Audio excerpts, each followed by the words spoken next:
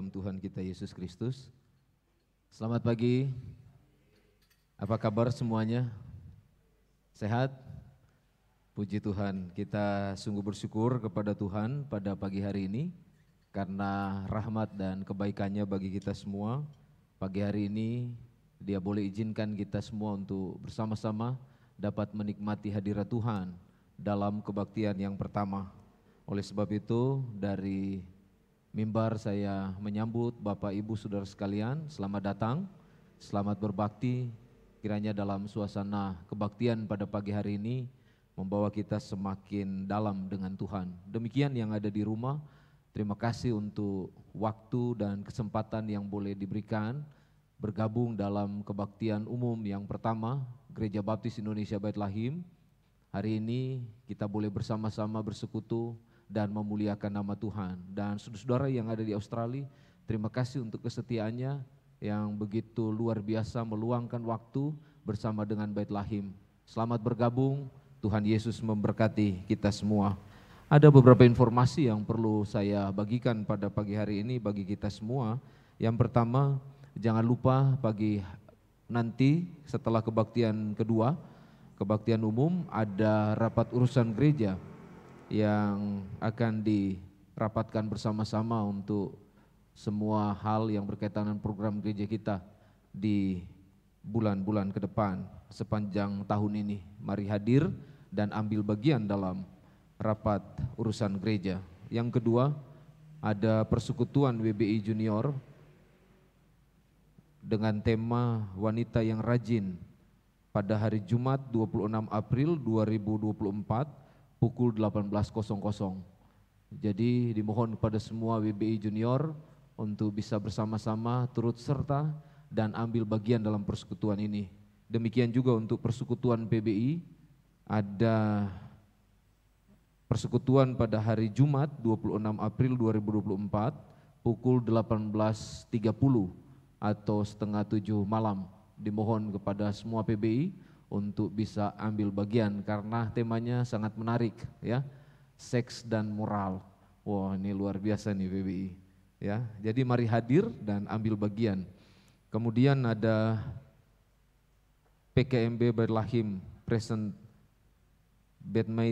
bedtime ya. Me time. Badminton ini sebenarnya ya.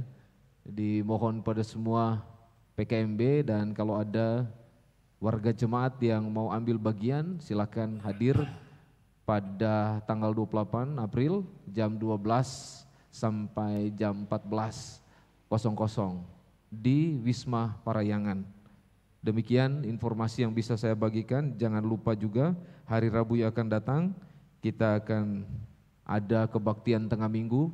Dimohon kepada semua jemaat untuk bisa ambil bagian supaya kita bisa bergumul dan berdoa bersama-sama untuk setiap pokok doa yang kita akan gumulkan bersama-sama.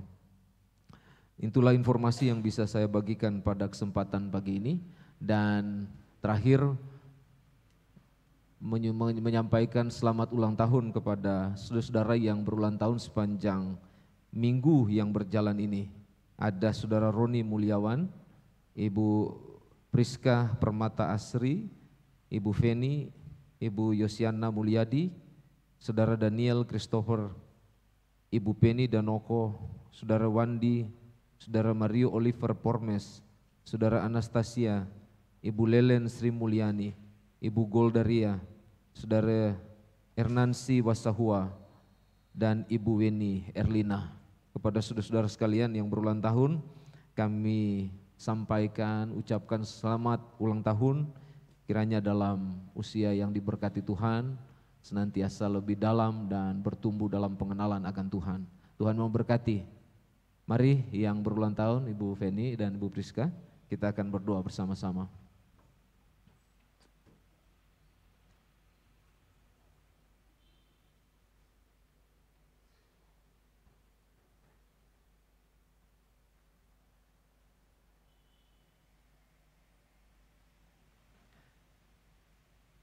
Mari kita berdoa. Terpujilah Engkau Bapa Surgawi, Allah yang baik dalam hidup kami. Kami sungguh menaikkan syukur dan pujian kepada Engkau pagi hari ini. atas kebaikan dan kasih-Mu yang luar biasa. Kau boleh izinkan memberkati kedua hamba-Mu yang berdiri di depan. Kami bersyukur untuk usia yang baik yang Tuhan boleh beri untuk Ibu Feni dan juga Ibu Priska. Kiranya Tuhan dalam usia yang baik ini, Engkau boleh ditinggikan di dalam hidup mereka. Dalam kehidupan pengenalan akan Engkau dan pertumbuhan rohani mereka, kiranya Engkau senantiasa menambah-nambahkan berkat dan sukacita dalam hidup mereka. Dan terlebih Tuhan, kami letakkan dalam tangan-Mu dalam kehidupan keluarga mereka. Kiranya tangan kasih-Mu yang penuh kemurahan senantiasa menyertai, menopang, dan memberkati keluarga mereka. Baik untuk suami maupun anak-anak yang Tuhan anugerahkan dalam hidup kedua ibu yang kekasih ini. Dan juga dalam segala pekerjaan dan usaha yang sedang Tuhan taruh dalam hidup mereka, untuk mereka kembangkan dalam hidup mereka masing-masing. Tangan-Mu yang memberkati mereka dan mencukupi segala keperluan-keperluan yang mereka perlukan. Terima kasih banyak Bapa Surgawi. Demikian untuk pelayanan mereka di Bethlehem. Kiranya Tuhan juga yang akan menopang dan terus membimbing dan memperlengkapi mereka untuk menjadi saluran berkat yang Tuhan boleh pakai untuk memberkati jemaat Bethlehem. Terima kasih banyak Bapa Surgawi. Terpujilah Engkau, kami serahkan kesehatan mereka ke dalam tangan-Mu dan segala keperluan-keperluan mereka. Dalam nama Yesus kami berdoa. Haleluya. Amin. Selamat ulang tahun.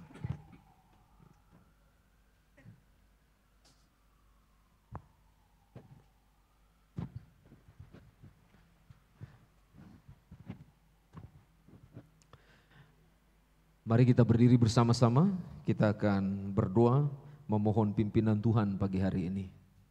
Bapa Surgawi, terima kasih untuk segala kebaikan-Mu dalam hidup kami. Kesempatan pagi ini kami akan bersama-sama menikmati hadirat-Mu dalam kebaktian satu. Kami berdoa dan meletakkan penyembahan kami ke dalam tangan-Mu. Di dalam nama Yesus Kristus, Juru Selamat kami, Tuhan kami, senantiasa memberkati penyembahan kami. Sehingga seluruh rangkaian yang disiapkan untuk memuliakan nama-Mu boleh berkenan kepadamu dan menjadi dupa yang harum yang kami persembahkan sebagai persembahan yang membawa kami untuk diperlengkapi dan diberkati oleh Tuhan. Terima kasih banyak Bapa Surgawi. Kami serahkan hidup kami masing-masing ke dalam tangan-Mu, baik yang ada di ruangan ini, kiranya Tuhan Engkau yang menyertai kami dan memberikan hikmat kepada kami, sehingga dalam penyembahan ini kami boleh penuh antusias dan dalam meninggikan dan memuliakan nama-Mu. Demikian yang sedang dalam perjalanan dan yang sedang menyaksikan dari live streaming Gereja Baptis Indonesia Bethlehem, kiranya juga Engkau menyertai mereka dan memberkati mereka, supaya sungguh-sungguh mereka dapat bergabung dan menikmati hadirat-Mu dalam penyembahan pagi hari ini. Terima kasih Bapa, terpuji nama-Mu, kami serahkan waktu ini ke dalam tangan-Mu. Dalam nama Yesus Kristus kami berdoa, haleluya, amin. Silakan duduk kembali, Tuhan memberkati.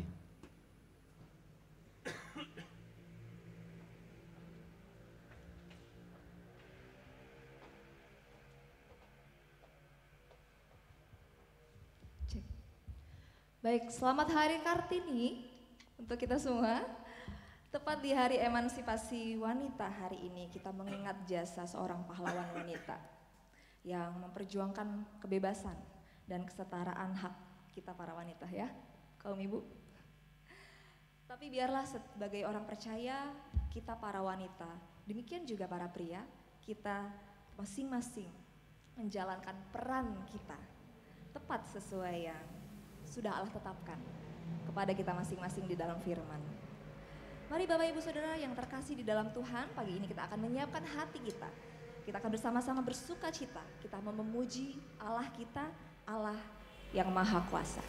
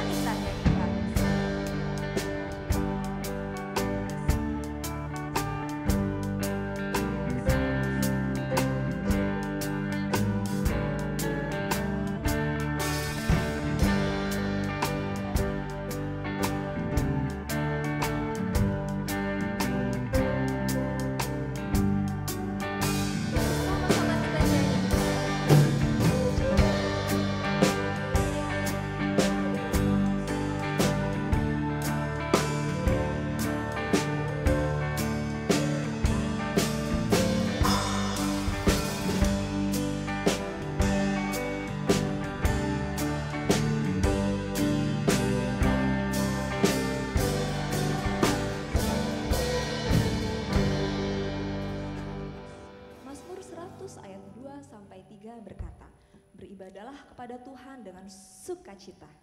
Datanglah ke hadapannya dengan sorak-sorai. Ketahuilah bahwa Tuhanlah Allah, dialah yang menjadikan kita dan punya dialah kita umatnya dan kawanan domba gembalaannya. Masih ada sukacita Bapak Ibu Saudara untuk memuji Tuhan pagi hari ini. Mari kita datang ke hadiratnya. Kita percaya bahwa kasih Tuhan selalu baru buat kita setiap hari. Mari kita naikkan pujian ini. Mari kita berdiri Bapak Ibu. Kita naikkan pujian ini. Kita mau bersukacita. Boleh bertepuk tangan kalau Bapak Ibu mau.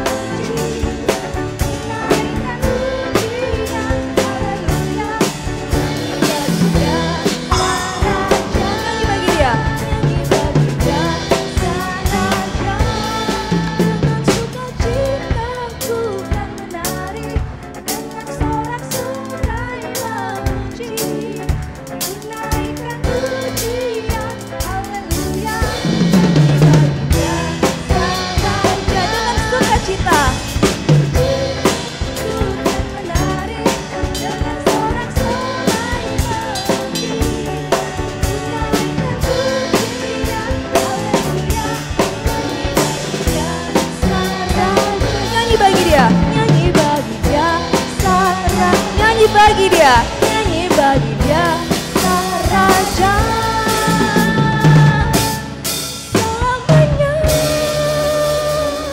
Amin. Masih tetap berdiri Bapak Ibu, kita akan membaca firman Tuhan bersama-sama yang akan mendasari firman Tuhan yang akan dibawakan pagi ini. Kita akan membaca firman Tuhan dari Filipi 3 ayat 17 sampai ke 21. Kita akan membaca, mari Bapak Ibu boleh membaca yang sudah ditampilkan di layar. Saya akan mengawali dengan membaca pasal yang ganjil beserta perikopnya. Bapak Ibu jemaat membacakan ayat yang genap dan seterusnya kita akan membacakannya silih berganti. Nasihat kepada jemaat. Saudara-saudara, ikutilah teladanku dan perhatikanlah mereka yang hidup sama seperti kami, yang menjadi teladanmu. Karena seperti yang telah kerap kali kukatakan kepadamu dan yang kunyatakan pula sekarang sambil menangis, banyak orang yang hidup sebagai seteru salib Kristus. Kesudahan mereka ialah kebinasaan, Tuhan mereka ialah perut mereka, kemuliaan mereka ialah aib mereka, pikiran mereka semata-mata tertuju kepada perkara duniawi. Karena kewargaan kita adalah di dalam sorga, dan dari situ juga kita menantikan Tuhan Yesus Kristus sebagai juru selamat, yang akan mengubah tubuh kita yang hina ini sehingga serupa dengan tubuhnya yang mulia menurut kuasanya yang dapat menaklukkan segala sesuatu kepada dirinya. Amin. Demikian firman Tuhan. Silahkan Bapak Ibu Saudara untuk duduk kembali.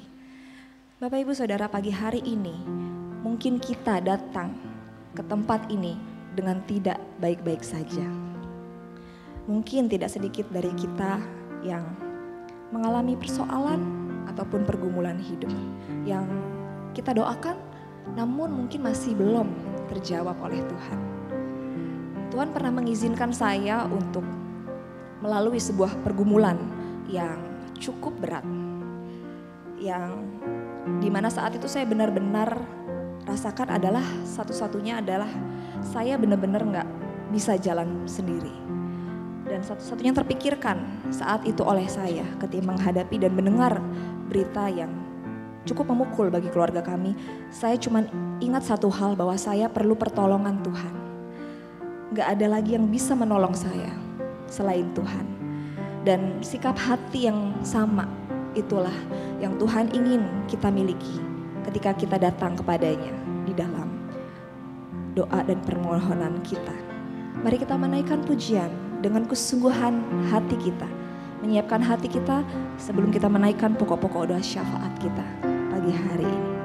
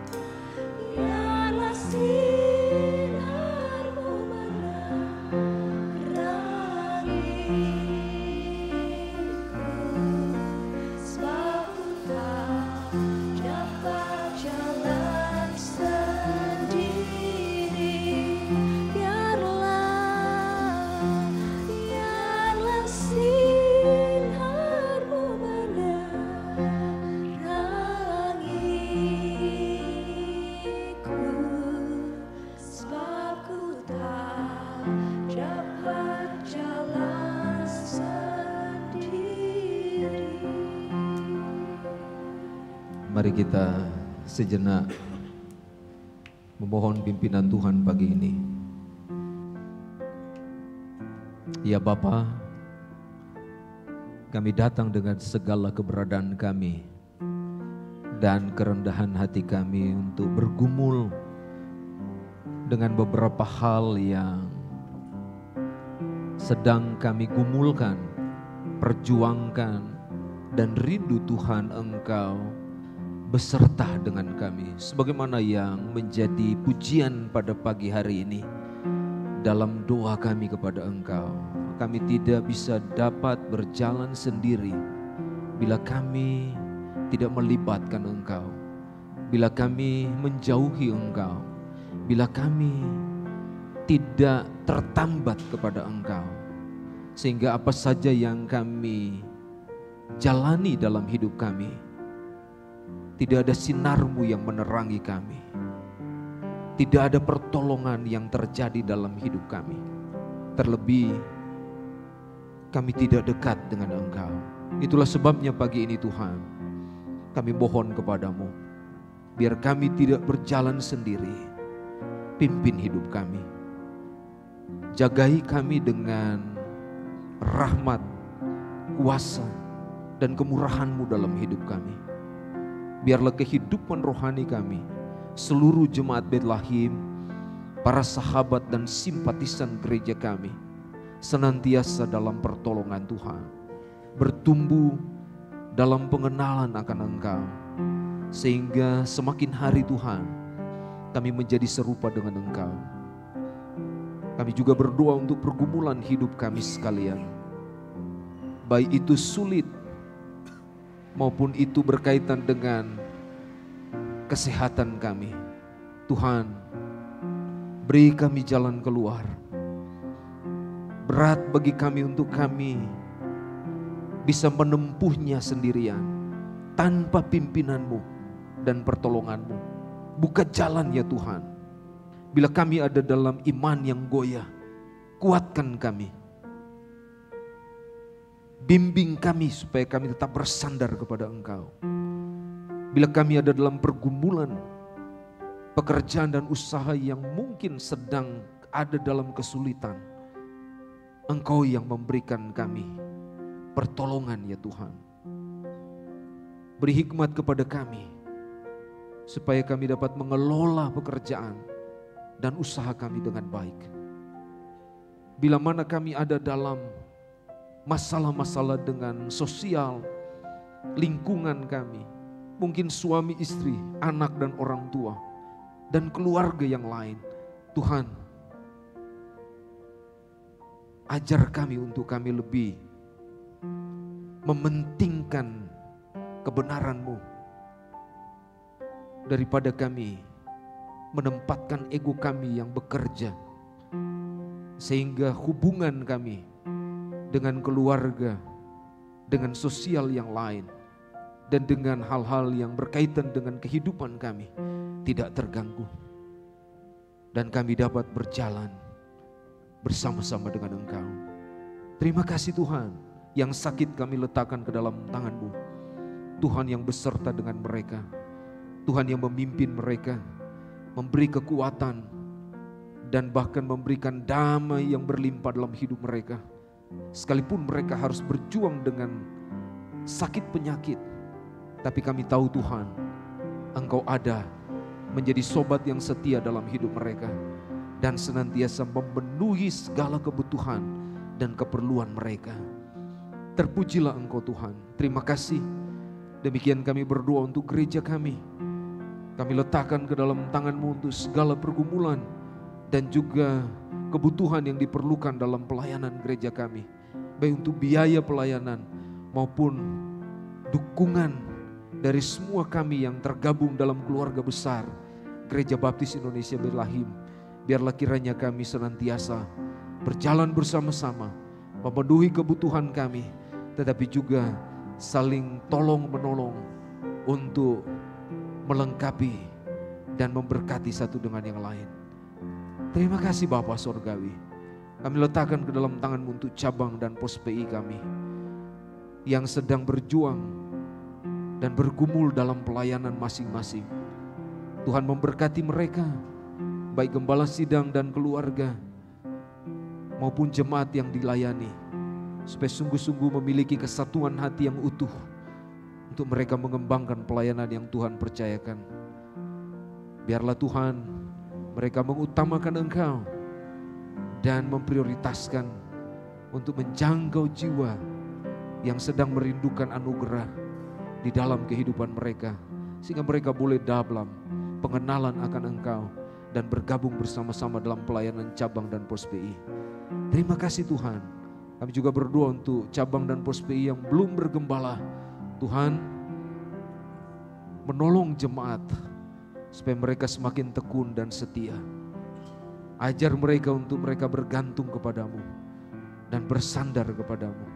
Dan biarlah Engkau mengizinkan mereka untuk ada hamba Tuhan yang terpanggil, sehingga boleh datang dan melayani dan membangun rohani jemaat-jemaat yang ada di cabang dan pos PI kami. Terpujilah Engkau Tuhan. Terima kasih, mengucap syukur atas kemurahan-Mu dalam hidup kami. Untuk family gathering Bethlehem yang akan diadakan pada hari Kamis 23 Mei yang akan datang, Tuhan menolong memberkati, sehingga kami semua jemaat keluarga besar Bethlehem dapat terlibat, ambil bagian di dalam family gathering ini. Juga kami serahkan dalam tangan-Mu untuk umat baptis yang ada di Jawa Barat. Biarlah Tuhan melalui kebersamaan gereja-gereja yang ada, seluruh jemaat kami boleh bergandengan tangan untuk melayani Engkau, mengasihi Engkau, dan menjangkau orang-orang Jawa Barat untuk datang kepada Tuhan. Terima kasih Bapa, terima kasih. Bangsa dan negara kami letakkan ke dalam tangan-Mu. Biarlah boleh berkeadilan dan menegakkan hukum dengan benar, dan membawa kami semua rakyat Indonesia dapat menikmati kesejahteraan dan sukacita di dalam-Mu. Terima kasih Tuhan, terima kasih. Terpujilah Engkau. Dalam nama Yesus Kristus kami berdoa. Haleluya. Amin.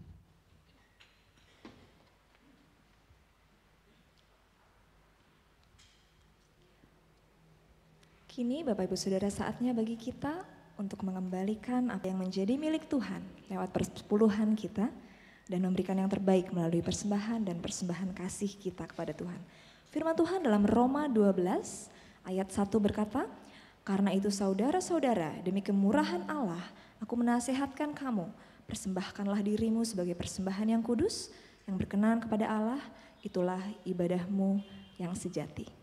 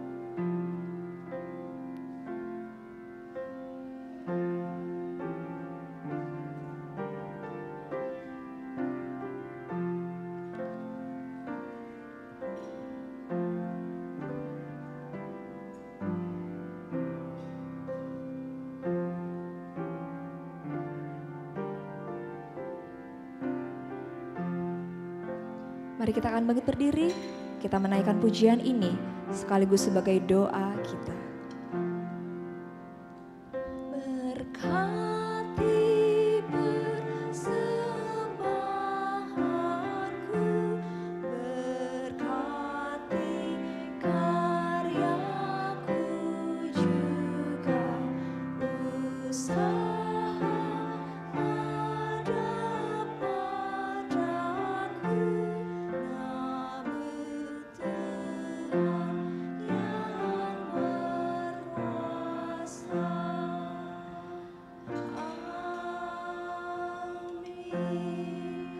duduk kembali. Terima kasih untuk para petugas.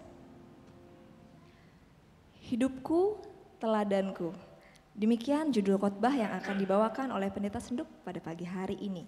Biarlah hidup kita boleh senantiasa menjadi kitab yang terbuka.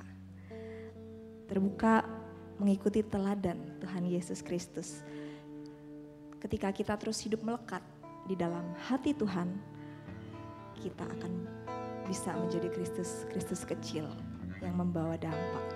Sebuah pujian akan menyiapkan hati kita sebelum mendengarkan firman Tuhan.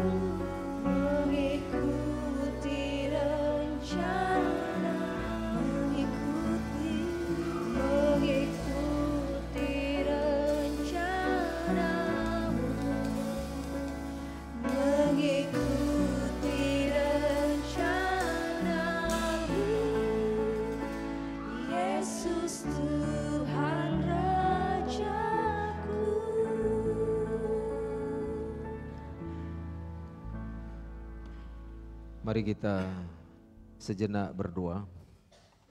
Bapa Surgawi, kami sungguh bersyukur dalam suasana penyembahan pagi ini. Engkau boleh memberi kami kesempatan dan waktu yang luar biasa untuk kami dapat mendalami kebenaran firman-Mu. Kami mohon Engkau beserta dan membimbing kami supaya firman yang kami akan dalami membawa kami untuk semakin mengerti kenapa hidup kami adalah teladan kami. Hidup kami mencerminkan kehendak-Mu. Hidup kami mencerminkan karakter-Mu yang sungguh-sungguh kami hidupi hari lepas hari untuk membawa kami lebih erat dengan Engkau. Terima kasih banyak Bapa Sorgawi. Kami bersyukur dan kami siap untuk menikmati firman-Mu. Berbicaralah kepada kami, buka hati kami dan kuduskan hidup kami. Dalam nama Yesus kami berdoa, haleluya. Amin. Selamat pagi Bapak Ibu Saudara dikasih Tuhan. Sehat semua ya? Kalau tidak sehat berarti tidak ada di sini ya, begitu ya. Oke, baik. Pagi hari ini adalah hari yang istimewa. Kenapa istimewa? Karena selain kita sudah ada di minggu yang ketiga di bulan yang keempat, tapi kita juga ada dalam suasana yang sangat luar biasa karena para wanita itu sangat diberkati oleh Tuhan. Amin. Wah, ini wanita-wanita lagi strong ini. Karena emansipasi perempuan itu dikobarkan, dikembangkan oleh Ibu kita Kartini, ya. Sehingga membuat wanita diperhitungkan di kancah dunia, ya, tidak hanya di bangsa kita tapi di dunia itu sangat diperhitungkan wanita-wanita. Ada banyak pemimpin wanita yang luar biasa sekarang ini ya, menjadi presiden, perdana menteri, wah luar biasa. Mereka menunjukkan eksistensi yang sangat tinggi, bahwa mereka juga punya kapabilitas yang sama dengan laki-laki. Wah luar biasa ya, ada gubernur perempuan, bupati perempuan, ya, sampai lurah pun perempuan, coba, ya, tidak kalah dengan laki-laki. Ini yang luar biasa. Tapi dari semua yang kita boleh dengarkan hari ini, dari saya berkaitan dengan emansipasi wanita, kita mau belajar sedikit tentang hidupku, teladanku. Kita lihat di dalam Filipi pasal 3 ayat 17 dan sampai 21 yang sudah kita baca bersama-sama tadi berkaitan dengan hal itu. Nah saudara-saudara, kenapa bagian ini penting untuk kita selidiki? Karena kita perlu tahu bahwa hal yang paling sulit dan paling serius dalam kehidupan orang Kristen itu adalah berkaitan dengan moral, ya, krisis moral. Kenapa? Karena dalam kehidupan orang Kristen sehari-hari dia diperhadapkan dengan situasi yang dia harus pilih, apakah melakukan kebenaran atau tidak. Ini penting untuk kita tahu ya. Jadi setiap hari orang Kristen diperhadapkan dengan hal itu, benar atau salah. Kita mau pilih yang mana. Dan dari konteks ini kita dapat mengartikan tentang krisis moral ini sebagai satu hal yang sulit untuk dipastikan dalam hidup kita atau ditentukan dalam hidup kita.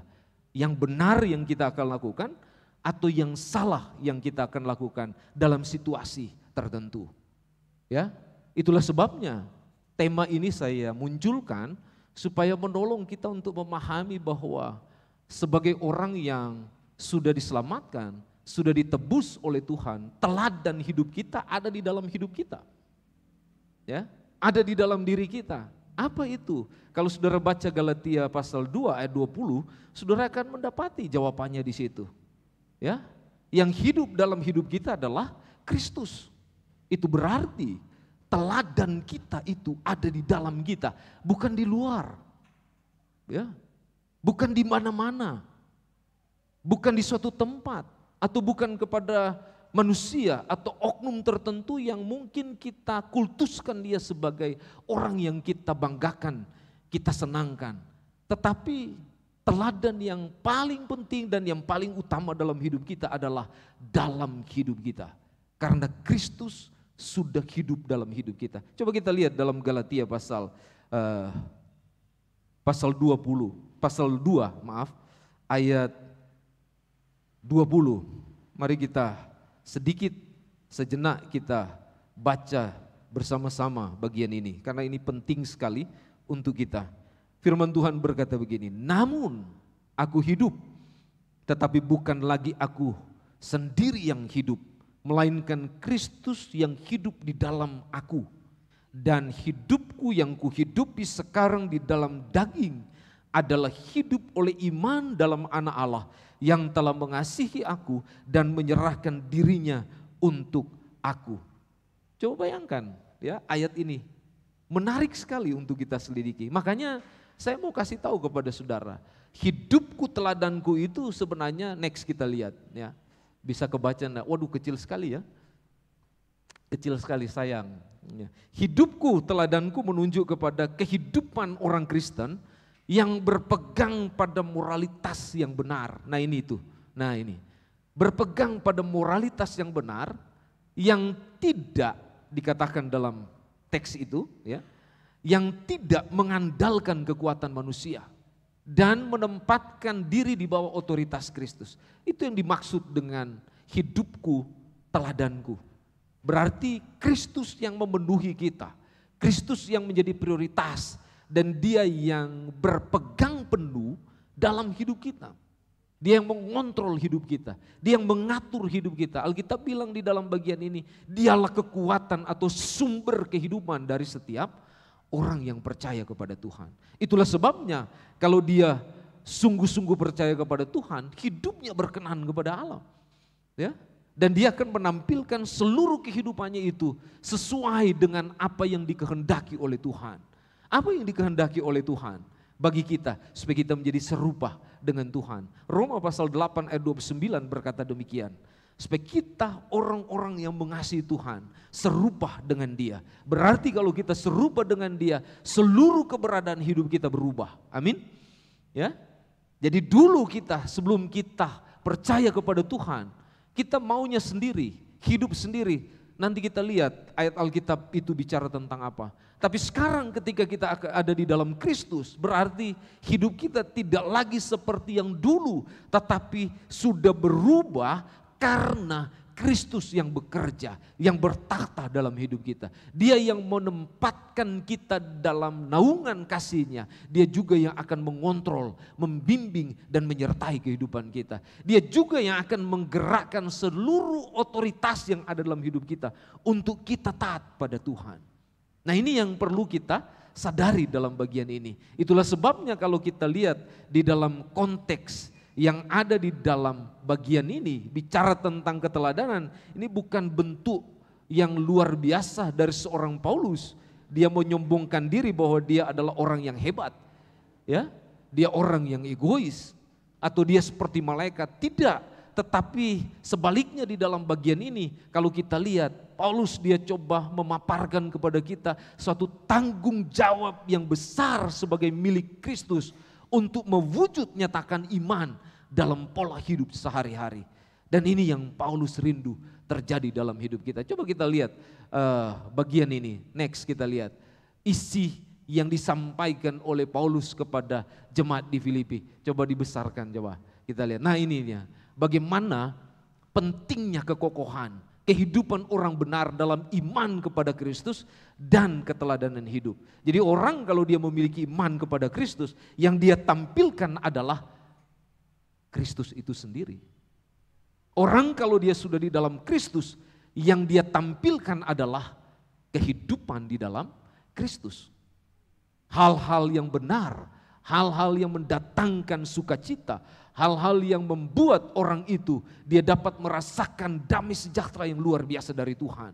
Coba next, ada satu lagi yang perlu kita lihat dari konteks ini, di mana surat ini diberikan kepada orang-orang Filipi supaya mereka memiliki kehidupan yang sungguh-sungguh patut diteladani. Coba perhatikan di dalam isi surat Paulus kepada jemaat yang ada di Filipi.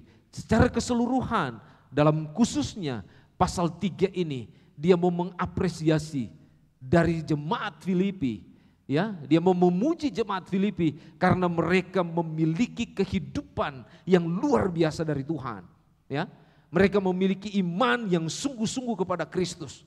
Ya, mereka memiliki pengalaman rohani yang indah dengan Kristus. Baik dalam pelayanan Paulus ketika dia ada di Filipi maupun dia tidak ada di Filipi, mereka terus bertumbuh dalam iman kepada Kristus. Itulah sebabnya Paulus dia menasehatkan kepada mereka supaya mereka orang-orang Filipi terus memusatkan hidup kepada Kristus dan puas dengan segala keadaan dan kondisi hidup mereka ketika mereka berjalan dalam iman. Mereka tidak boleh terganggu dengan situasi dan kondisi yang ada, yang mengganggu dan membuat mereka down dengan Tuhan. Tapi mereka akan terus berjalan dengan Tuhan, supaya mereka berjalan karena mereka merasa bahwa Tuhan beserta dengan hidup mereka. Ini yang penting, yang perlu kita lihat dari kehidupan orang Filipi. Kenapa Paulus dia menyurati mereka melalui Epafroditus yang melayani di Filipi, supaya mereka boleh memiliki pengalaman yang luar biasa dengan Tuhan. Sehingga mereka tahu bahwa Tuhan yang hidup di dalam hidup mereka patut diteladani. Dan mereka dapat melakukan perkara-perkara yang besar bersama dengan Tuhan. Saudara yang saya kasih dalam Tuhan, dari bagian ini kita boleh melihat bahwa ada dua hal penting yang boleh disampaikan oleh Paulus kepada kita. Kenapa menjadi alasan yang luar biasa hidup kita harus menjadi teladan kita. Bukan meneladani orang lain, tapi hidup kita sendiri yang harus kita teladani. Kenapa? Apa alasannya? Ada dua alasan penting di sini. Coba kita lihat alasan yang pertama. Next, kita lihat. Ayat 20, cukup sampai di sini. Ayat 20. Kita perhatikan baik-baik ayat ini. Coba saudara lihat ayat 20 dan 21 firman Tuhan bilang begini. Karena, dia mulai dengan kata karena. Ya, perhatikan baik-baik ayat ini. Karena kewargaan kita adalah di dalam, di mana? Orang percaya, di mana dia berada? Di mana? Di sorga. Alkitab bilang begitu ya. Dan dari situ juga kita menantikan Tuhan Yesus Kristus sebagai juru selamat yang akan mengubah tubuh kita yang hina ini sehingga serupa dengan tubuhnya yang mulia menurut kuasanya yang dapat menaklukkan segala sesuatu kepada dirinya. Kalau saudara bandingkan Wahyu pasal 21 sampai pasal 22, saudara akan temukan situasi yang seperti ini. Jadi kenapa, apa yang menjadi alasan penting hidup kita harus menjadi teladan kita? Yang pertama ini karena nama kita tercatat di sorga. Ya, ingat baik-baik itu. Makanya Galatia 2:20 bilang, namun bukan aku lagi yang hidup, tetapi Kristus yang hidup di dalam hidupku, yang kuhidupi sekarang ini. Itu berarti bahwa kalau Kristus hidup di dalam hidup kita, nama kita tercatat di dalam buku kehidupan, di dalam sorga. Berbeda dengan dunia ini. Ya, kalau dunia ini perhatikan dengan baik. Coba next kita lihat. Nah, waduh, kecil juga ya. Oke, ini. Coba perhatikan dengan baik. Keadaan manusia di dunia ini, coba perhatikan di situ. Kalau saudara lihat di dalam ayat 18 dan 19, di dalam pasal 3, dalam Filipi dia bilang begini. Coba perhatikan baik-baik ini. Ayat 18 dia bilang begini. Karena seperti yang telah kerap kali kukatakan kepadamu, dan yang kunyatakan pula sekarang sambil menangis, banyak orang yang hidup seterus salib Kristus. Beda dengan surga. Betul? Surga enggak ada seterus salib Kristus, tapi Alkitab bilang orang seteru dengan salib Kristus. Itulah kesedihan yang luar biasa dari seorang Paulus. Dia bilang seteru salib Kristus. Coba kita bandingkan dengan 2 Timotius 3 ayat 2 sampai 9. Orang yang seteru salib Kristus seperti apa mereka? Ini itu. Pertama, dia dikontrol oleh hawa nafsu. Ayat 2 sampai 4 bilang demikian. Hawa nafsu adalah keinginan, kemauan manusia untuk melakukan hal-hal yang dari daging dan bertentangan dengan keinginan roh. Nah, ini yang luar biasa ya, kalau kita lihat di dalam ayat ini. Itulah seteru yang dimaksud oleh Tuhan dalam Alkitab, dalam bagian ini. Ya. Makanya sebagai orang percaya kita perlu hati-hati dalam hidup kita, dalam menempatkan diri kita. Bukan hanya di dunia ini, tapi nanti. Ya. Tapi kalau nanti kan berarti kita sudah mengalami kematian. Ya. Orang yang sudah mengalami kematian kalau di dalam Kristus, Alkitab bilang dia di sorga. Tapi kalau dia tidak di dalam Kristus, dia tidak akan pernah ada di sorga. Dia tidak akan pernah berjumpa dengan orang-orang yang percaya yang ada di sorga. Tidak akan pernah. Makanya diingatkan dalam bagian ini, supaya kita bisa datang ke sorga, situasi ini tidak boleh ada dalam hidup kita. Dilarang untuk ada dalam hidup kita.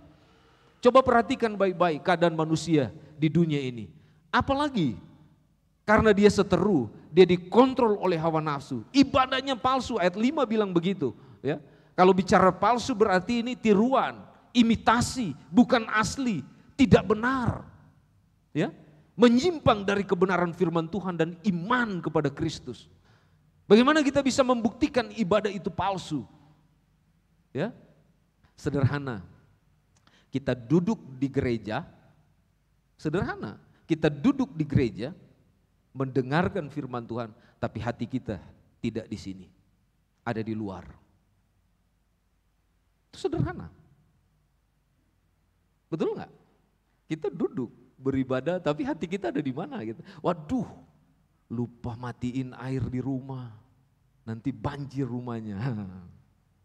Aduh, kompornya lupa dimatiin. Coba bayangkan. Padahal saudara sedang beribadah nih. Sedang fokus kepada Tuhan. Itu yang dimaksud di sini. Menyimpang dari apa yang Tuhan sedang tetapkan dalam hidup seseorang. Apalagi sikap hidupnya amoral. Nah ini yang nanti bapak-bapak akan bahas. Jadi semua bapak-bapak tolong ambil bagian di dalam persekutuan bapak-bapak. Dan juga ibu-ibu kayaknya ya. Karena bersamaan waktunya ya. Ini bicara hidup amoral ini, perbuatan yang melanggar susila, moral yang ditetapkan oleh Allah. Moral Allah itu sederhana, ya, yang ditetapkan kepada kita oleh Tuhan itu sendiri. Apa itu?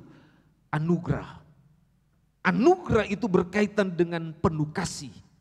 Jadi kalau manusia dia kehilangan kasih, dia kehilangan moral Allah. Ya. Kalau manusia itu kehilangan gairah untuk dia menyembah Allah, dia kehilangan moral Allah. Kalau manusia itu dia kehilangan keberadaan hidupnya dalam dia melayani Tuhan, dia sedang berada dalam situasi kehilangan moral Allah. Inilah yang dimaksud dengan hadirat Allah, ya. Dan yang terakhir dia bilang di sini, hidup dalam penyembahan berhala. Kalau hidup dalam penyembahan berhala berarti semua hal yang berkaitan dengan Tuhan itu nomor 2. Itu artinya bahwa Tuhan dinomor 2-kan. Bukan yang terutama dan yang terpenting dalam hidup seseorang. Nomor 2. Nah saya mau tanya kepada saudara. Kira-kira yang nomor 1 dalam hidup saudara apa? Tuhan kah? Atau yang lain? Coba. Tuhan atau yang lain? Ya. Karena Alkitab bilang begini, kalau bukan Tuhan, di luar itu berarti berhala. Betul? Contoh apa? Bangun pagi-pagi, yang kita cari apa? Hah? Sederhana. Bangun pagi-pagi yang kita cari apa? Tuhan atau yang lain? Saya nggak perlu sebut ya. Demikian yang ada di rumah. Kira-kira yang di rumah bangun pagi-pagi Ini kan kita baru bangun pagi nih ceritanya nih. Ya, bangun pagi-pagi kira-kira yang dicari apa? Tuhan atau yang lain? Kalau kita cari yang lain berarti kita berhala. Kita memprioritaskan bukan Tuhan. Berarti Tuhan nomor sekian. Betul? Betul tidak? Ini menarik kalau kita lihat di dalam bagian ini. Inilah keadaan manusia sekarang. Tidak hanya di zaman dulu, zaman sekarang berlaku ini. Jadi kesimpulannya di sini kalau kita lihat ya, seterus salib ini yang disampaikan dalam Alkitab ini adalah mereka bagi Paulus adalah orang-orang yang akan dibinasakan. Bukan orang-orang yang akan hidup, bukan orang-orang yang akan menuju kepada tempat yang nyaman yang Tuhan janjikan. Bukan orang-orang yang dipersiapkan oleh Allah untuk menempati sorga yang mulia. Berbeda dengan keadaan hidup dari orang-orang yang percaya kepada Tuhan atau keadaan kehidupan sorgawi. Coba kita lihat di dalam bagian ini. Diperbesar bisa enggak? Ya. Kehidupan sorgawi itu menunjuk kepada apa yang diungkapkan di dalam pasal 4 ayat 8. Kalau saudara lihat dalam Filipi, coba lihat kitab Filipi pasal 4 ayat 8. Dia bilang apa di situ? Firman Tuhan bilang begini, jadi akhirnya saudara-saudara, semua yang benar, semua yang mulia, semua yang adil, semua yang suci, semua yang manis, semua yang sedap didengar, semua yang disebut kebajikan dan patut dipuji, pikirkan semua itu. Itu semua ada di sorga. Ya? Itu semua ada di sorga. Kalau saudara lihat Wahyu pasal 21 sampai pasal 22, saudara akan temukan kehidupan sorgawi. Kehidupan sorgawi itu elegan, istimewa, bukan kaleng-kaleng. Makanya orang kalau dia ada di dalam Kristus, kitab suci mengingatkan kepada kita bahwa dia punya tempat yang dijanjikan oleh Tuhan. Dan tempat itu penuh kemuliaan karena disinari oleh kemuliaan Allah.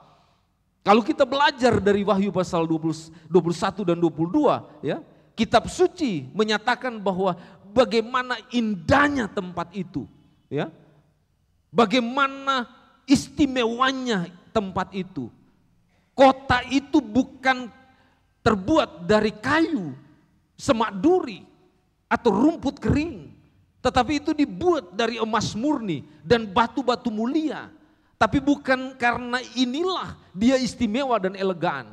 Tetapi karena dipenuhi dengan kemuliaan Allah. Itulah sebabnya menjadi istimewa. Ini artinya bahwa kemuliaan Allah itu menjadikan kota itu indah dan sempurna. Jadi kehadiran kemuliaan Allah itu memberkati kota itu. Itulah tempat orang percaya. Bagaimana mungkin kita ada di dunia ini akan ke tempat itu kalau kita tidak mencerminkan sorgawi dalam hidup kita? Bagaimana mungkin kita orang-orang yang dikatakan orang percaya, kalau kehidupan kita masih menunjukkan keadaan kehidupan dunia yang sekarang ini? Bagaimana mungkin kita bisa datang dan menikmati sorga yang mulia itu kalau kita tidak bisa menjadi teladan dalam kebenaran? Ini penting bagi kita. Makanya kalau saudara lihat catatan Alkitab menarik bahwa kota itu Alkitab bilang dalam Wahyu pasal 21 dan 22 hanya ditempati oleh siapa? Umat Allah. Siapa umat Allah? Kata Alkitab di dalam bagian ini yang dicatat dalam buku kehidupan adalah orang-orang percaya yang telah mempersembahkan hidup kepada Tuhan. Itu pasal 20 ayat 12 bilang begitu. Ayat 15 dan 21 ayat 27 bilang begitu. Dalam kitab Wahyu, ya. Orang-orang inilah yang diberi kesempatan untuk menikmati kemuliaan Allah. Umat Allah yang tinggal di kota itu, dia akan mewarisi segala keindahan kota itu dan kemuliaan, kesempurnaan kota itu. Saudara-saudara, mendengar hal ini, kira-kira Pikiran kita tertuju kemana sekarang? Kira-kira yang kita ingat, yang kita sadari sekarang adalah apakah kita akan ada di kota itu atau tidak? Ya? Karena ini sangat menentukan dalam hidup kita. Sangat mengerikan. Bila mana nama kita tidak tercatat di sorga. Sekalipun kita di dunia rajin, setia, taat dalam beribadah, tapi nama kita tidak tercatat di dalam buku kehidupan. Ya, Tuhan mau melalui bagian ini supaya kita benar-benar tidak hanya mengasihi Tuhan, tapi menampilkan keserupaan dengan anak Allah, Yesus Kristus. Sehingga kehidupan kita dapat menikmati sorga yang mulia. Apa tantangan bagi kita sekarang ini? Next kita lihat. Tantangan kita sekarang ini.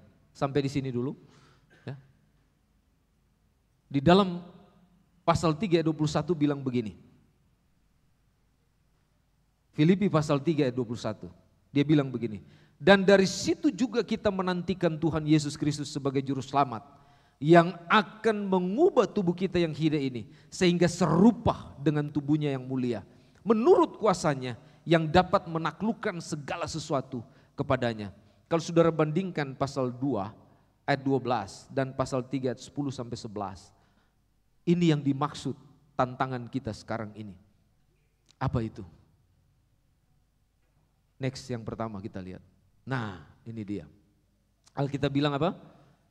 Sebagai penduduk sorgawi, orang yang sudah ditebus atau orang yang namanya tercatat dalam buku kehidupan. Alkitab bilang, kita harus taat pada hukum sorgawi. Ya? Tahu nggak apa itu hukum sorgawi?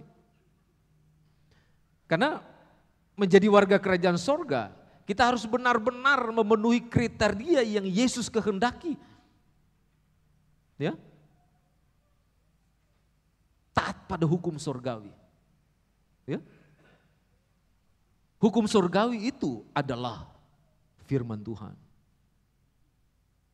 Ya? Sekali lagi, hukum sorgawi itu adalah firman Tuhan. Kita harus tekun berpegang pada firman Tuhan. Jangan pernah meremehkan firman Tuhan. Mengapa? Karena kebanyakan orang termasuk orang Kristen lebih senang menuruti hawa nafsu dan aturan sendiri daripada menuruti firman Allah atau menuruti Allah itu sendiri. Makanya tidak salah kalau kita lihat dalam 2 Timotius pasal 3 tadi ayat 5. Orang tidak peduli dengan agama. Ya? Orang tidak mau tahu dengan kebenaran. Orang tidak mau tahu dengan firman Tuhan. Orang tidak mau kenal kitab suci. Jangan lupa bahwa hidup kita diatur oleh hukum sorgawi. Ukurannya adalah kebenaran kitab suci. Inilah yang membedakan orang lain dengan kita orang-orang yang namanya tercatat dalam buku kehidupan. Kalau kita sungguh-sungguh tekun dalam hukum sorgawi. Hukum sorgawi inilah yang akan menggerakkan seluruh keberadaan hidup kita. Kalau dunia ini digerakkan oleh kebencian, ya, tetapi hukum sorgawi digerakkan oleh kasih dari Allah. Dan itu yang benar, yang harus kita kerjakan dalam hidup kita. Sebagai orang percaya, Alkitab bilang kita harus konsisten dengan hukum sorgawi. Karena itulah yang menghidupkan kita. Alkitab berkata begini, hanya hendaklah hidupmu berpadanan dengan Injil Kristus. Ayat 27 dalam pasal 1 berkata demikian. Kata hidupmu di dalam bagian ini, dalam ayat ini, bahasa aslinya itu dipakai untuk menyatakan seorang yang menjadi warga negara yang baik, yaitu mengikuti dan menaati segala peraturan dan perundang-undangan yang berlaku sehingga dia layak menjadi perwakilan bagi negaranya. Kita itu warga negara sorgawi. Supaya kita bisa mewakili surgawi, berarti kita harus taat pada hukum surgawi. Betul? Coba bayangkan nama kita tercatat di buku kehidupan, di surgawi, tapi kita tidak pernah patuh terhadap Alkitab. Apa jadinya coba? Ini penting untuk kita. Ya? Karena ini yang akan menghidupkan hidup kita. Makanya firman Tuhan bilang tadi, hendaklah hidupmu berpadanan dengan Injil. Kalau tadi kata hidupmu, sekarang kata berpadanan. Berpadanan berarti seimbang atau sesuai dengan firman Tuhan. Maksudnya adalah kehidupan kita mesti sesuai dengan pengakuan iman kita dan perbuatan kita seharusnya selaras dengan firman Tuhan. Tidak boleh tidak. Berat ya jadi orang Kristen. Mau enak nggak boleh. Bukan nggak boleh, boleh. Tapi harus selaraskan dengan firman Tuhan. Karena kalau dia tidak selaras dengan firman Tuhan, yang akan bekerja dalam hidup kita roh. Ya. Roh yang akan bekerja untuk menolong supaya kedagingan kita ditata oleh roh. Yang bertentangan dalam hidup kita adalah daging dan roh. Coba bayangkan, roh dan jiwa saudara sudah diselamatkan, daging saudara masih melakukan hal-hal yang tidak berkenan kepada Tuhan. Padahal kalau saudara percaya kepada Kristus, tubuh, jiwa, rohmu harus selaras dengan Tuhan. Makanya kenapa saya bicara hidupku teladanku, karena ini yang menjadi dasar yang kuat dalam bagian ini. Kita harus taat pada hukum surgawi. Ya? Itu tantangan buat kita sekarang ini. Karena ada banyak orang Kristen sampai hari ini nggak taat pada firman Tuhan. Saya nggak tahu apakah kita semua yang duduk di sini dan yang sedang mendengar dari live streaming gereja Bethlehem ini, setiap hari kita baca Alkitab atau tidak. Baca saja. Ya. Setiap hari kita memiliki hubungan dengan Tuhan atau tidak. Sederhana saudara. Ya. Kalau itu tidak jadi dalam hidup kita, berarti kita sedang tidak taat pada hukum surgawi. Berarti kita lebih taat hukum duniawi. Betul? Kita coba bayangkan, saya kasih perbandingan sedikit begini. Kita taat bayar pajak, betul? Saya juga bayar pajak.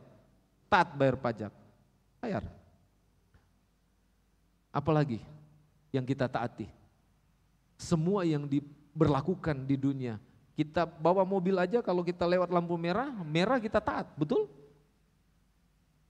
Kalau kita lewati, kita langgar, apa yang berlaku? Polisi datang bawa surat, tilang. Saya berapa kali ditilang gara-gara lewat lampu merah. Bukan lewat ya, jadi kelewatan di garis, apa namanya, garis yang sudah ditentukan ini buat motor, jadi kelewat, cek, aduh langsung kena. Ya, berarti saya nggak taat peraturan. Kena, cek, aduh harus bayar ini.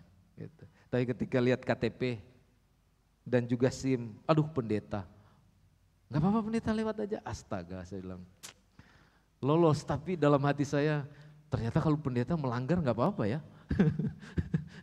dikasih lewat aja, padahal gak boleh kan, gitu. Mau dia pendeta, mau dia siapapun, rohaniwan siapapun, melanggar ya tilang, kan begitu, tapi dibebaskan, wah ini ada tiket luar biasa saya, jadi kalau melanggar, yang penting pendeta lewat. Jangan diikuti saudara ya, jangan diikuti, itu bahaya. Ini maksudnya di sini, kita bayar pajak taat. Kalau kita baca firman Tuhan tidak taat. Betul? Padahal Alkitab itu sumber dari segala sesuatu yang ada dalam hidup kita. Sumber keselamatan, sumber kebutuhan jasmani kita. Dan segala sumber yang kita butuhkan hari lepas hari dalam kehidupan sehari-hari kita ada di dalam Alkitab. Betul nggak? Tapi kita mengabaikan. Ya. Inilah yang saya ingin sampaikan kepada kita. Tantangan kita sekarang ini. Tantangan yang kedua ini yang terakhir. Alkitab bilang begini, next kita lihat. Nah, kita harus mencari Tuhan sorgawi. Betul? Kalau sekarang banyak orang mencari Tuhan dalam dirinya sendiri ya. Ketika saudara mementingkan diri sendiri, memuaskan diri sendiri dengan berbagai hal, sebenarnya itu saudara mentuhankan diri sendiri ya. Bukan mentuhankan Tuhan yang sesungguhnya, yang adalah pemilik sorgawi. Itulah sebabnya Alkitab bilang begini dalam 2 Timotius pasal 4 tadi, ayat 3 dan 4, dia bilang begini, akan datang waktunya orang tidak dapat lagi menerima ajaran yang sehat, tapi mereka akan mengumpulkan guru-guru menurut kehendaknya untuk memuaskan keinginan telinganya. Mereka akan memalingkan telinganya dari kebenaran dan membukanya bagi dongeng. Coba bayangkan, sekarang ya orang bukan cari Tuhan tapi cari orang yang bisa membuat telinga nyaman. Itu yang namanya sorga telinga, yang membanggakan, yang menyanjung, tapi nggak tahu kita terjerumus dalam kebinasaan. Ini yang Alkitab bilang. Banyak orang tidak suka yang benar, suka menentangkan kebenaran.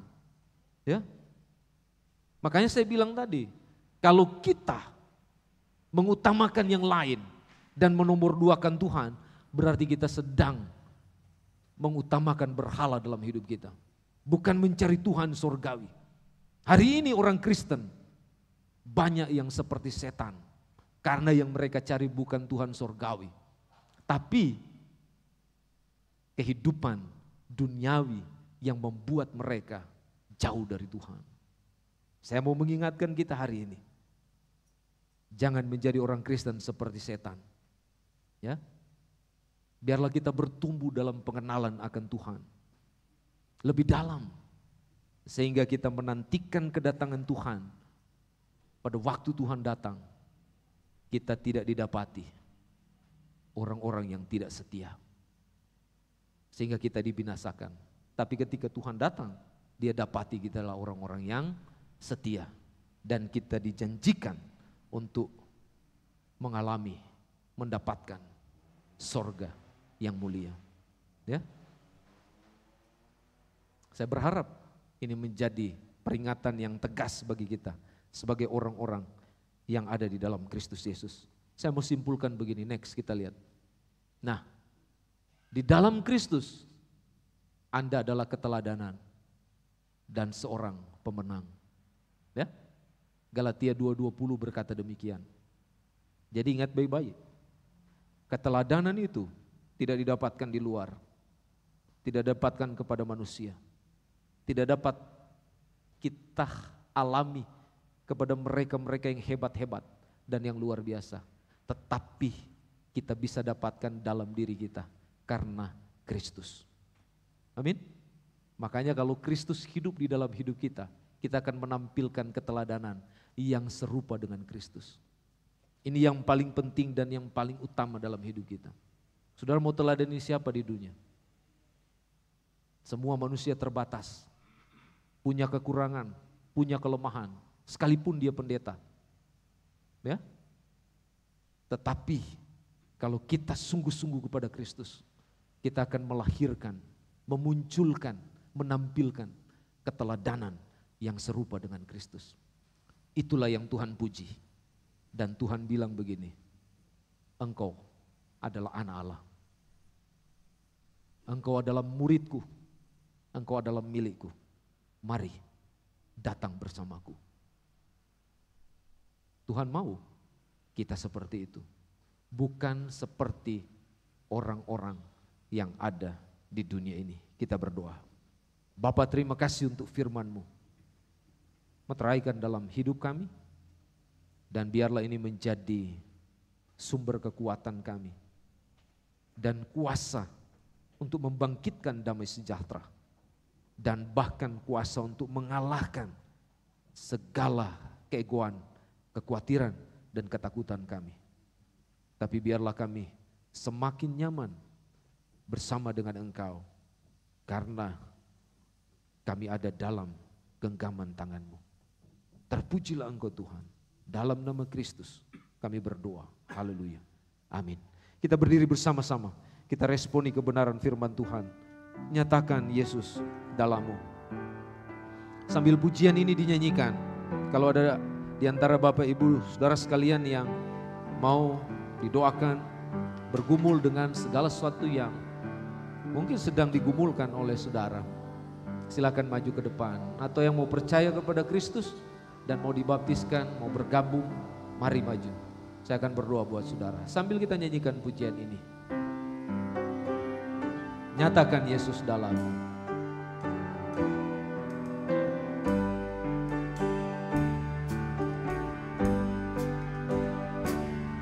Di dunia yang penuh cemar antara sesamamu, hiduplah saleh dan benar, nyatakan Yesus dalam-Mu. Nyatakan Yesus dalam-Mu. Nyatakan Yesus dalam-Mu. Sampaikan firman dengan hati teguh. Nyatakan Yesus dalam-Mu.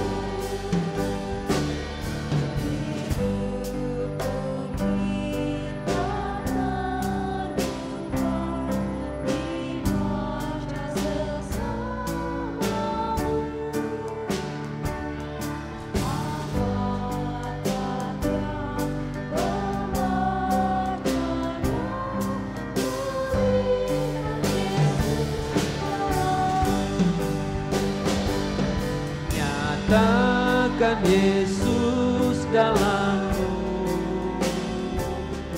Nyatakan Yesus dalam-Mu. Sampaikan firman dengan hati teguh. Nyatakan Yesus dalam-Mu.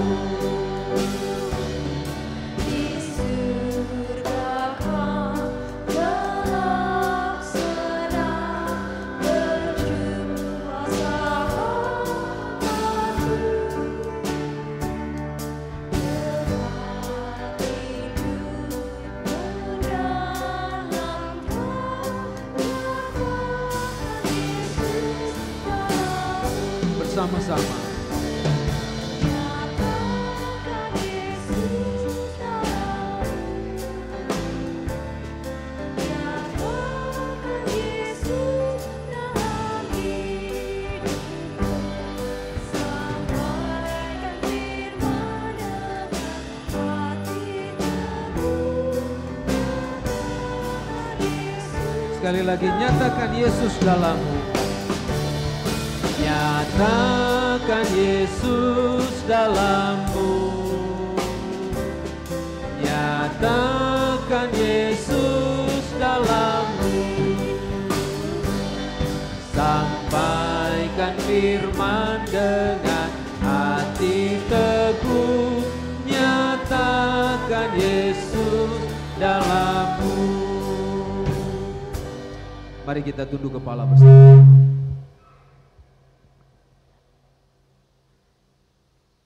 Pagi ini kalau ada di antara kita yang mungkin sedang bergumul dan berjuang dengan berbagai hal yang berkaitan dengan kesulitan-kesulitan hidup dan mungkin dengan kedagingan kita, ini waktunya bagi kita untuk berbicara kepada Tuhan. Sebelum saya berdoa buat kita semua, nyatakan itu kepada Yesus. Mohon pengampunan kepada Tuhan dan minta Tuhan memberikan jalan keluar dan kekuatan dalam hidup saudara. Gunakan waktu beberapa detik ke depan untuk saudara berdoa secara pribadi kepada Tuhan.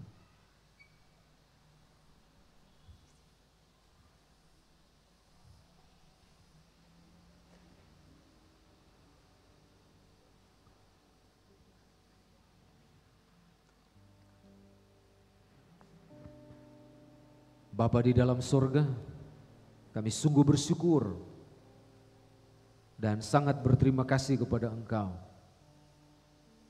karena Kau boleh melawat kami dan memberkati kami dalam penyembahan kebaktian pertama ini. Kami semua yang hadir maupun yang sedang menyaksikan dari rumah, kami boleh terberkati dengan penyembahan pagi ini. Biarlah dalam keberadaan kami pagi ini Tuhan, sungguh-sungguh kami boleh dipuaskan oleh Tuhan dan dikuatkan oleh Tuhan. Dan saatnya bagi kami untuk berpisah kembali ke tempat kami masing-masing dan ikut dalam kelas-kelas sekolah minggu. Tuhan menolong supaya kami tetap diteguhkan dan diberkati oleh-Mu. Terpujilah Engkau Tuhan. Terima kasih. Kami akan kembali, Tuhan mohon penyertaan-Mu dan pimpinan dalam kehidupan kami. Jemaat yang terkasih, mari angkat tangan-Mu. Terimalah berkat dari Tuhan kita Yesus Kristus. Diberkatilah pribadi-Mu, diberkatilah keluarga-Mu, diberkatilah segala usaha dan pekerjaan-Mu. Diberkatilah hubungan-hubungan yang dibangun dengan yang lainnya. Dan diberkatilah dalam kesetiaan-Mu untuk beribadah kepada Tuhan. Diberkatilah segala aktivitas yang sedang dilakukan dan dikerjakan tiap-tiap hari. Dan diberkatilah dalam kehidupan pribadi-Mu untuk menjadi saluran berkat bagi banyak orang. Dan biarlah damai sejahtera dari Allah Bapa, kasih dalam Yesus Kristus, dan tuntunan dalam Allah Roh Kudus senantiasa menyertai dan memberkati kita sekalian dari sekarang ini sampai selama-lamanya. Terpujilah nama Tuhan. Haleluya. Amin.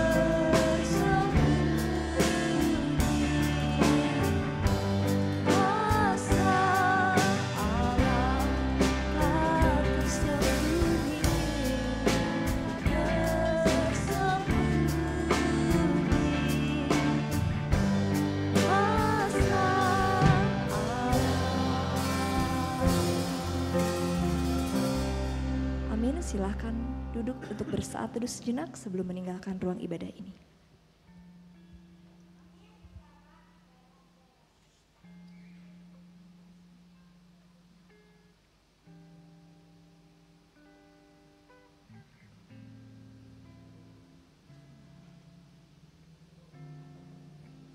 Amin, selamat hari Minggu, Tuhan Yesus memberkati. Terima kasih semuanya, tim multimedia, sound, OBS dan yang lainnya. Tim musik terima kasih, Ibu Ike terima kasih.